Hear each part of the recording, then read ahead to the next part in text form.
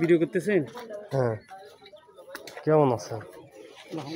চলেন সমুদ্র দেখে যায়। হ্যাঁ, সমুদ্র দেখে যায়, সমুদ্র দেখলে মন বড় হয়। পানি আছে নাকি? এই জন্য সমুদ্র যত দেখবেন তত ভালো, কারণ সমুদ্র বড়, মনে হয় বড় হয়ে যাবে। হ্যাঁ। আসসালামু আলাইকুম স্যার, ভালো আছেন?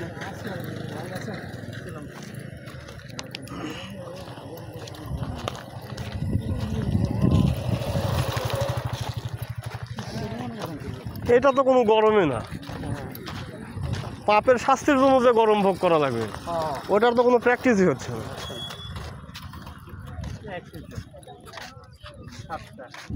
হ্যাঁ, পাপের শাস্তির যে গরম হবে এরকম 100টা ছাতা দিয়ে আটকাতে পারবে না। হ্যাঁ, তা আপনার তো যে পাপের শাস্তি ভোগ করা লাগবে এরকম কোনো প্রস্তুতি নাই, বুঝলেন?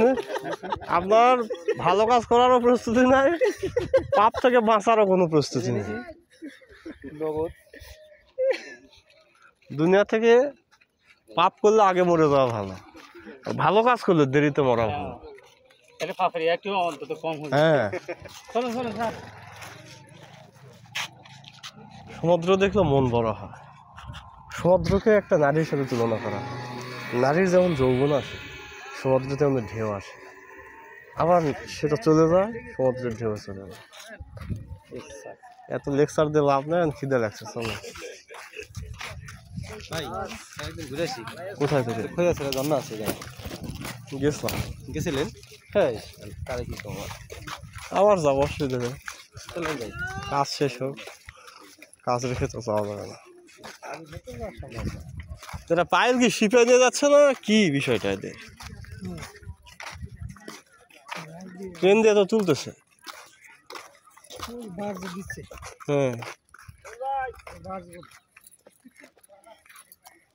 এই বালগুলো মেজারমেন্ট করবে কি হয়?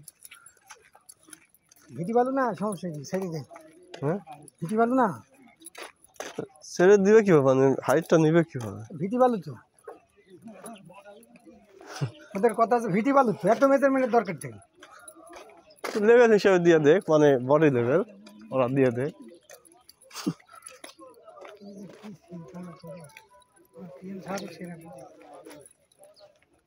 আমাদের সামনে কি হামকে দামকে দেখায় নাকি? আমি এটাও বুঝি।